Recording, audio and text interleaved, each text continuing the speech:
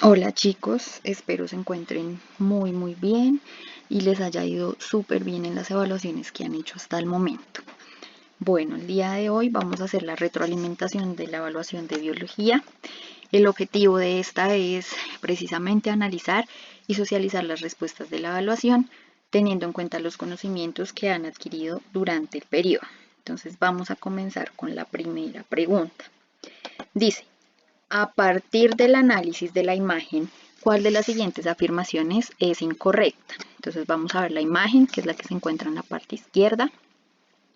Aquí podemos ver una secuencia de ADN, que es esta que vemos aquí, y que se comienza a hacer la transcripción para ARN, que son los moraditos que vemos acá. Nos muestran también de qué está compuesta cada una de estas moléculas. Entonces, el ADN está compuesto por un grupo fosfato, un azúcar desoxirribosa y una base nitrogenada, en este caso adenina. En esta parte de acá vemos de qué está compuesto el ARN. Entonces, igual, un grupo fosfato, un azúcar ribosa y una base nitrogenada, en este caso uracilo. ¿Listo? Entonces nos dicen cuál de estas afirmaciones es incorrecta. Entonces vamos a verlas. La adenina puede formar uniones con dos bases nitrogenadas diferentes. Entonces recuerden, la adenina en el ADN se une con la timina y la adenina en el ARN se une con el uracilo. Por lo tanto, esta afirmación, la A, es correcta. La adenina puede formar uniones con dos bases nitrogenadas diferentes. Sí, ¿cuáles? Con la timina y con el uracilo. ¿Listo? Entonces es correcta, esa no la vamos a tachar porque nos está pidiendo la afirmación incorrecta. La siguiente dice, la unidad básica del ADN y del ARN está compuesta por pentosas. Entonces vamos a ver acá la imagen. Las pentosas son carbohidratos de 5 carbonos, es decir, son azúcares que tienen 5 carbonos. Si nosotros vemos el azúcar desoxirribosa del ADN, cada una de las esquinas de la figura son carbonos, listo, exceptuando esta de acá que es pues un oxígeno, como nos lo muestran ahí. Entonces nosotros contamos 1, 2, 3, 4 y si se dan cuenta aquí hay otro carbono, o sea, ¿cuántos carbonos tenemos? 5. ¿Es una pentosa? Sí, tiene 5 carbonos. Además, si ustedes se dan cuenta, pues tiene una forma de un pentágono, entonces también es de 5 carbonos, listo, es una pentosa. El azúcar ribosa del ARN también es una pentosa. Si contamos aquí tenemos un carbono, dos carbonos, tres carbonos, 4 carbonos y 5 que está aquí. En esta imagen era más fácil identificarlos porque no los están enumerando. Entonces, dice aquí, la unidad básica del ADN y del ARN está compuesta por pentosas. Sí, los dos tienen azúcares de 5 carbonos, es decir, pentosas. Entonces es una afirmación correcta. La siguiente. Los nucleótidos del ADN y del ARN se componen de las mismas bases nitrogenadas. Entonces toca aquí recordar un poquito. Las bases nitrogenadas son estas que vemos acá en este lado. ¿Listo? En el ADN tiene las siguientes bases nitrogenadas. Adenina, guanina, citosina y timina. ¿Listo? Y el ARN tiene adenina, guanina, citosina y uracilo. Si se dan cuenta, no tienen las mismas bases nitrogenadas. La diferencia está entre estas dos, uracilo y timina. La timina corresponde al ADN y el uracilo al ARN.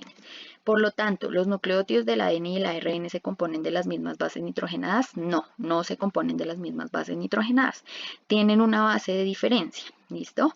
Entonces, por ahora, la afirmación incorrecta vendría siendo la C. Pero vamos a ver la D, a ver qué pasa. Los nucleótidos del ADN y el ARN presentan una estructura muy similar. Pues vamos a verlos aquí. Aquí tenemos los nucleótidos, la estructura, fosfato, azúcar, base nitrogenada, aquí también. Podemos ver las bases nitrogenadas que todas presentan una estructura muy similar, de un ciclo, de dos ciclos, que estas dos partes son muy similares. Entonces, los nucleótidos del ADN y la ARN presentan una estructura muy similar, sí. ¿Listo? Entonces, la afirmación que es incorrecta y la que nos piden responder en la pregunta es esta. ¿Los nucleótidos del ADN y el ARN se componen de las mismas bases nitrogenadas? No, no se componen de las mismas bases nitrogenadas. Listo. La segunda pregunta. Lee el enunciado y selecciona la opción que lo completa correctamente. La replicación del ADN es un proceso Entonces nos toca decir si es un proceso bidireccional, conservativo, disperso, semiconservativo. Esto quiere decir que cada doble hélice que se forma con la replicación conserva una de las hebras originales. Entonces aquí hay una palabra clave, nos están diciendo que ese proceso, el de replicación, conserva una de las hebras originales. Es decir, no nos están hablando de dirección, por lo tanto la A no es bidireccionalidad, y no nos están hablando si es un proceso que se mantiene, si es un proceso con partículas dispersas y demás, entonces tampoco nos hablan de que sea dispersivo. Nos están diciendo es conserva, es decir, tenemos que mirar si el proceso de replicación es conservativo o semiconservativo, que son los dos términos que involucrarían esta palabra. Entonces vamos a ver esta imagen de la replicación del ADN. Si ustedes recuerdan, yo les decía, una molécula de ADN se va abriendo en sus dos hebras, como lo vemos aquí, para comenzar a replicar cada una de esas hebras que vendrían siendo las naranjas. Las naranjas son la copia de la hebra azul, o sea, de la hebra original. Si ustedes se dan cuenta, al finalizar el proceso de replicación, tenemos dos moléculas de ADN con la misma información genética de la inicial, pero cada una tiene una hebra copiada, que es la naranja, y una hebra original, que es la azul. Por lo tanto, es un proceso semiconservativo. ¿Listo? Semiconservativo quiere decir que conserva solo una de las hebras originales. ¿Listo? La información es la misma, pero solo se conserva una hebra original. ¿Listo? Pasamos a la tercera pregunta. Entonces dice, la siguiente imagen representa uno de los fundamentos de la biología. En esta imagen nos muestran que pues el proceso de replicación del ADN, el proceso de transcripción del ADN para pasarlo a ARN y el proceso de traducción. ¿Listo? Y aquí nos lo simplifican un poco, nos dicen, bueno, el ADN hay como una replicación, una copia de ese ADN pasa a ser ARN mensajero y ese ARN mensajero se convierte luego en una proteína. ¿Listo? ¿De qué nos están hablando? Pues de los tres procesos que sufre el ADN para convertirse en una proteína. Entonces nos preguntan, ¿cuál es el fundamento? Entonces nos dicen, ¿cómo ocurre la traducción directamente del ADN? El fundamento de esta imagen es explicarnos cómo ocurre la traducción directamente del ADN. No nos están mostrando cómo ocurre esa traducción, qué procesos se están dando en esa traducción, nada. Solo nos está resumiendo todo lo que pasa al ADN para llegar a ser una proteína. ¿Cómo ocurre la transcripción a partir de ARN? No, tampoco nos están estableciendo cómo ocurre este proceso, cuáles son los pasos, bueno. El código genético tampoco. El código genético, recuerden que es la tabla que ustedes veían, que cada triplete de bases, es decir, cada 3 letras, cada 3 bases nitrogenadas, nos codificaban para un aminoácido, ¿sí? Entonces el código genético no es aquí, ni siquiera nos muestran aminoácidos ni nada de eso.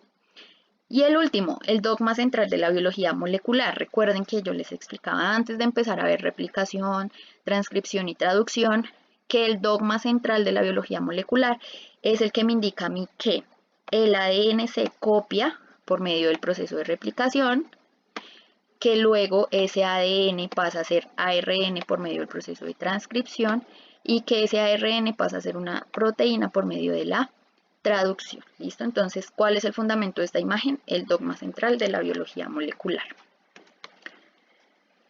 Listo, vamos para la cuarta pregunta. Entonces dice, a continuación se presentan los resultados del experimento realizado por Frederick Griffin en 1920 con 2 cepas de Streptococcus, la bacteria que causa patologías en los humanos como la neumonía. Entonces nos muestran pues como el experimento que se hizo con, bueno, diferentes cepas de esta bacteria y lo que ocasiona pues en ratoncitos de laboratorio. Entonces nos pregunta, ¿cuál de las siguientes afirmaciones explica los resultados del experimento? Entonces vamos a ver. ¿Las bacterias de la cepa R causan una patología mortal en los ratones? Pues miremos. La cepa R, que es esta, ¿causa que el ratoncito muera? No, el ratoncito vive. Entonces la A no es. B. Las bacterias de la cepa S causan la patología mortal en el ratón, así como las bacterias de la cepa R cuando éstas se transforman con el ADN en la cepa S. Entonces vamos a ver, las bacterias de la cepa S causan la patología mortal. Pues vemos aquí que las células de la cepa S efectivamente hacen que el ratoncito muera. Entonces la B va bien ahí. así como las bacterias de la cepa R cuando se transforman con el ADN en la cepa S. Entonces aquí tenemos la mezcla de las células de la cepa S mezcladas y transformadas con las células de la cepa R y que ocasionan que el ratoncito muera. Entonces la B por ahora viene siendo la afirmación correcta del experimento. La siguiente, las bacterias de la cepa S causan una patología mortal en los ratones únicamente cuando han sido transformadas con los genes de la cepa R. Nos dice únicamente, o sea que la cepa S solo hace que los ratones mueran cuando se transforman con la cepa R. Pues si nosotros vemos aquí, las células de la cepa S solitas, hacen que el ratoncito muera. No únicamente cuando están mezcladas aquí con las células de la cepa R. Entonces la C no es. D. La muerte de las bacterias de la cepa S expone su ADN en el medio y esto causa la muerte del ratón. Pues esto nada tiene que ver porque las células S nomás vivas, estando vivas, hace que el ratoncito muera.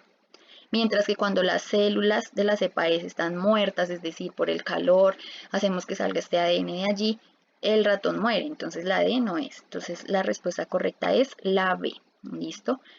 Las células de la cepa S causan la patología mortal en el ratón y también si estas son mezcladas con con las bacterias de la cepa R, pues también causan la muerte del ratón. ¿Listo? Entonces la respuesta era la B. Las mutaciones son cambios en la secuencia de ADN y pueden ser de tres tipos. Inserción, cuando se introduce un nucleótido a la secuencia original, de lesión, cuando es eliminado un nucleótido, y sustitución, cuando se cambia un nucleótido por otro. Después de ser expuesta a radiación UV, la secuencia AATCGCGA mutó a ATCCCGA. ¿Qué tipo de mutaciones ocurrieron? Entonces vamos a ver la secuencia original. Tenemos aquí la secuencia original, listo, la secuencia mutada. Si se dan cuenta, la secuencia mutada es más corta, le hace falta una base nitrogenada aquí. Por lo tanto, ya ocurrió una delesión. La delesión, aquí nos dice el enunciado, la delesión es cuando es eliminado un nucleótido, ¿listo? Entonces vamos a ver. Tenemos adenina, adenina, sí. Luego sigue adenina y aquí sigue timina, es decir, nos han quitado esta base nitrogenada que está aquí, que es la de adenina. Ahora vamos a ver si hay otra mutación. Seguimos con la T, C, C, G, y en lugar de G aquí hay una C, si se dan cuenta, aquí hay una C. Entonces, es una sustitución. La sustitución es cuando se cambia un nucleótido por otro. Nos están cambiando guanina por citosina y nos quitaron una adenina. Entonces tenemos como mutación una delesión y una sustitución. ¿Listo? Entonces la respuesta es la C. ¿Por qué una delesión? Porque se quitó una adenina, una sustitución porque se cambió una guanina por una citosina. ¿Listo? La sexta, completa la oración. Los organismos cuyo material genético ha sido alterado utilizando técnicas de ingeniería genética. Entonces nos dice, ¿cuáles son esos organismos? ¿Cómo se llaman? Los animales domésticos son organismos cuyo material genético ha sido alterado utilizando técnicas de ingeniería genética. No, ¿cierto? Los lentivirus son virus de acción lenta, por decirlo así, que comienzan a generar síntomas en el organismo después de mucho tiempo. ¿Listo? Entonces, los antivirus no son. El ARN tampoco. Los organismos genéticamente modificados, recuerden, organismos genéticamente modificados son aquellos organismos en donde el material genético ha sido cambiado, ha sido modificado, como su nombre lo indica, por técnicas de ¿qué? De ingeniería genética. Entonces la respuesta era la D. ¿Listo? Séptimo, responde la pregunta de acuerdo con la siguiente información. El siguiente cuadro muestra un ejemplo de epistasis. Entonces vemos aquí un gen para cabello rubio, un gen para cabello rojo, más un gen para la calvicie. ¿Listo? Si se dan cuenta aquí, el gen de la calvicie está ocasionando que los genes para cabello rubio y para cabello rojo no se expresen, ¿sí? No salgan en el individuo. Por lo tanto, nos preguntan, ¿qué es la epistasis? Entonces dice, el fenómeno genético por el cual el alelo de un gen enmascara la expresión de un alelo de otro gen. el fenómeno por el cual muchos genes interactúan para generar un fenotipo específico o poligénico, la ocurrencia de genes recesivos que cambian el color del pelo, la presencia de múltiples alelos en un determinado gen. Entonces recuerden, la epistasis es ese fenómeno no mendeliano, de la genética no mendeliana, en donde un gen, que en este caso sería el gen para la calvicie, nos está enmascarando el gen para expresar otros, otros alelos como el cabello de color rubio, el cabello de color rojo. ¿Listo? Entonces, la epistasis es el fenómeno genético en el cual un alelo de un gen enmascara, es decir, evita que la expresión de otro gen se vea. Entonces aquí el gen de la calvicie, en los dos casos, si se dan cuenta, no está permitiendo que el chico, aunque tenía el gen del cabello rubio, o el otro chico que tenía el gen del cabello rojo, salieran estos genes y se expresaran en el fenotipo. La calvicie hizo que se enmascarara esos genes y por lo tanto en el fenotipo pues se viera que las dos personas pues tienen ausencia de cabello, ¿listo? No les crece el cabello. Entonces la respuesta es la A. Octavo, observa el siguiente cruce entre dos individuos homocigotos y responde la pregunta.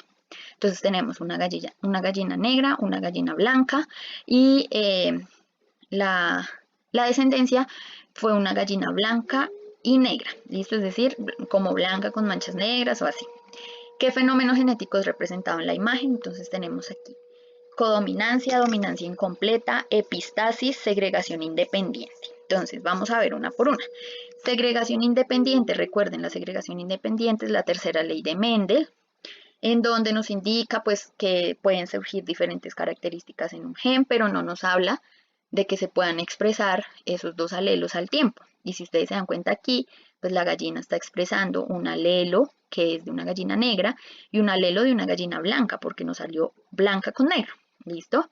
Entonces, esta es la tercera ley de Mendel. Este es un fenómeno de la genética no mendeliana, por lo tanto la D no es. La epistasis acabamos de ver que es cuando se enmascara un gen, un alelo de un gen se enmascara, y aquí podemos ver que ninguno de los dos está enmascarado, al contrario, los dos alelos salieron, el blanco y el negro.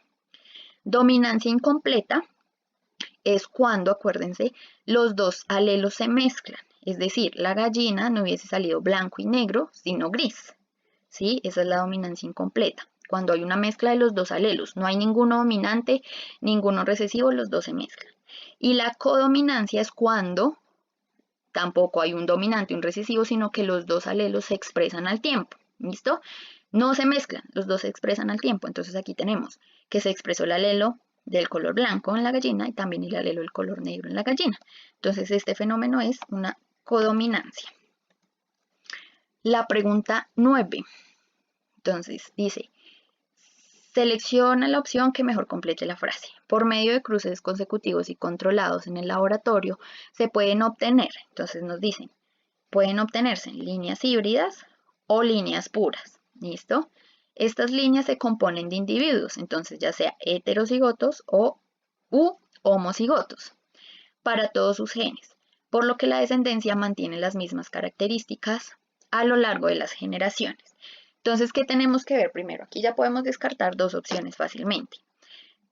Las líneas híbridas nos está indicando que se tienen dos alelos diferentes, es decir, que los organismos son heterocigotos. Por lo tanto, no existen líneas híbridas homocigotas, porque los dos alelos serían exactamente igual, pues no sería un híbrido. ¿Listo?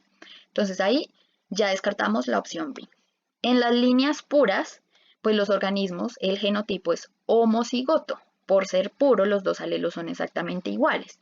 Entonces, por lo tanto, no existen líneas puras heterocigotas, porque los dos alelos serían diferentes. ¿Listo? Uno dominante y uno recesivo, y eso no sería una línea pura. Las líneas puras es cuando tenemos dos alelos dominantes o dos alelos recesivos, o sea, homocigotos. ¿Listo? Entonces ya tenemos descartadas dos opciones, solo nos queda la A y la D. ¿Qué es lo que tenemos que ver aquí? Listo, tenemos que escoger si son líneas híbridas o líneas puras, pero tenemos que tener en cuenta que aquí nos dice que estas líneas se componen de individuos, ya sea heterocigotos o homocigotos, para todos sus genes, por lo que su descendencia mantiene las mismas características a lo largo de las generaciones. Entonces tenemos que ver la descendencia, a ver cuál mantiene las mismas características. Entonces aquí tenemos un ejemplo. Por decir algo, flores rojas homocigotas A mayúscula, flores blancas, homocigotas A minúscula. ¿Listo? Si nosotros vemos, estos son líneas puras. ¿Listo? ¿Por qué? Porque son organismos homocigotos, sus dos alelos son iguales y en este caso también independientemente de que sean dominantes o recesivos. ¿Listo? Si hacemos el cuadro de Punnett, pues al mezclar dos organismos, dos líneas puras, completamente puras, de la misma descendencia, entonces podemos ver que el fenotipo, en este caso son 100% flores rojas, genotipo 100% homocigoto dominante, y en el caso de las recesivas, pues igual, 100% flores blancas, genotipo 100% homocigoto recesivo. ¿Listo? Entonces aquí nos dice, por lo que la descendencia mantiene las mismas características a lo largo de las generaciones, o sea, nos está diciendo que los individuos de los que nos están hablando aquí van a tener siempre las mismas características de los progenitores, ¿listo? A lo largo de la descendencia. Entonces, si ustedes se dan cuenta, perdón, acá, los progenitores fueron homocigotos dominantes y la descendencia fue toda homocigota dominante. Los progenitores fueron homocigotos recesivos y la descendencia fue toda homocigota recesiva. Entonces, por lo pronto, la respuesta sería líneas puras homocigotas, ¿cierto? Vamos a ver qué pasa con las líneas híbridas heterocigotas. Entonces, aquí tenemos un ejemplo. Mezclamos una línea híbrida, quiere decir heterocigota, que tiene un alelo dominante y un alelo recesivo, como está acá, con otra línea híbrida, que también tiene un alelo dominante y un alelo recesivo. Y si vemos, el fenotipo varía. Ya no todas son iguales a los progenitores. Solo tenemos un 50% de genotipo igual, que sería heterocigoto. Los demás serían homocigoto dominante y homocigoto recesivo. Entonces, las únicas líneas que permiten que la descendencia mantenga las mismas características que los progenitores son las líneas puras. Y las líneas puras siempre serán homocigotas. ¿Listo? Entonces la respuesta de este es la D. Bueno, décima pregunta. Dos individuos de una línea pura de flores blancas fueron cruzados. ¿Cuál de las siguientes imágenes corresponde correctamente al resultado de este cruce? Entonces nos están diciendo, dos líneas puras de flores blancas se cruzaron. ¿Y qué surgió en la descendencia? Entonces vamos a ver el cuadro de Punnett. Nos dicen, dos líneas puras. ¿Listo? Dos líneas puras es decir que son homocigotas. ¿Listo? En este caso uso el mismo ejemplo del ejercicio pasado. Flores blancas A minúscula, flores blancas A minúscula, A minúscula. Mezclamos dos líneas puras, que son estas dos, una línea pura con otra línea pura, y que nos da que el fenotipo es 100% flores blancas, el genotipo 100% homocigoto recesivo, bueno, en este ejemplo. Entonces aquí nosotros tenemos que escoger cuál es el resultado de ese cruce. Aquí en la imagen primera tenemos solo flores moradas, ¿sí? Pero nosotros mezclamos dos líneas puras de flores blancas, entonces no nos tiene que salir morado por ningún lado, entonces descartada. La B, todas las flores son blancas, ¿listo? Entonces la B sería la respuesta. La C no es correcta porque tenemos dos flores blancas y una morada, y como les digo, no hemos mezclado flores moradas por ningún lado, solo dos líneas puras de flores blancas, entonces las flores moradas no pueden aparecer por allí. Y la última es flores moradas y flores blancas, ¿listo? Entonces la respuesta correcta, de acuerdo al cuadro de Punnett, son que toda la descendencia son flores blancas.